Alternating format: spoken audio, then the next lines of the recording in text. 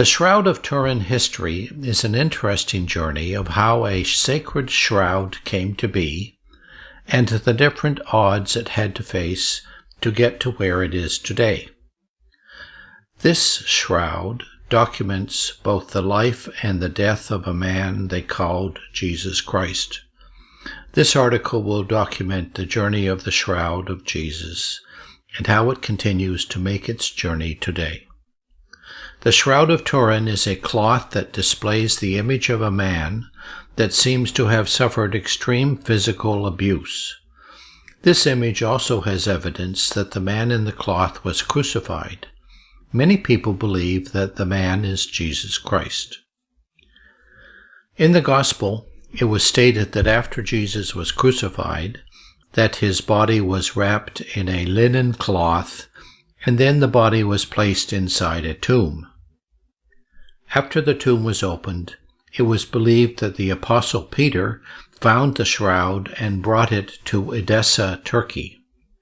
It was believed that the shroud was lost and wasn't found again until an emperor from Byzantine commanded his army to bring it to Constantinople. In 1204, records showed that Constantinople was attacked by the Fourth Crusade, a band of European knights. Apparently, the knights brought the cloth to Margaret de Charnes in France. She decided to hand it over to the Savoy family. In 1532, the shroud was slightly damaged in the Savoy Cathedral in France.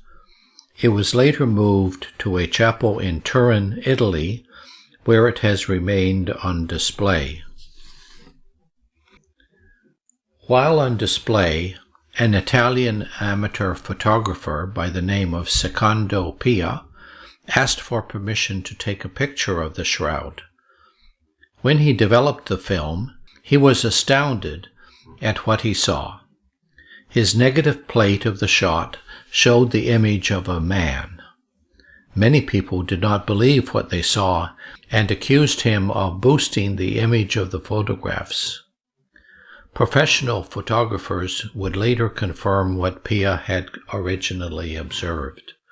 First, in 1931, Giuseppe Henri confirmed his finding. Later, in 1978, it was Pellicore and Miller. In 1903, a French professor of comparative anatomy by the name of Yves Delage announced that the wounds, blood flows, and rigor mortis was evidence that the image that was created was formed because of direct contact with a corpse. Further medical studies between 1936 and 1981 agreed with the statements made by Delage. Further studies were performed by the scientific community. In 1988, testing was done using carbon-14 dating testing methods. Samples of the shroud were taken, and 3 different tests were tested in the Swiss Federal Institute of Technology, the University of Oxford, and the University of Arizona. They all concluded that the material came from 1260 to 1390 AD. This threw off all theories that the shroud was authentic because Jesus lived around 29 AD. It was later found that the samples were tampered with, and the scientists that conducted the testing broke proper scientific protocol. It seems that a good attempt was made to try to make the shroud look like a fake. Further studies from that time onward have revealed some remarkable findings.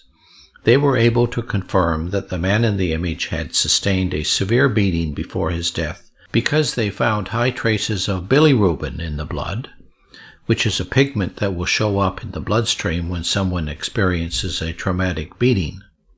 There were holes found on one of the hands, suggesting he was also crucified.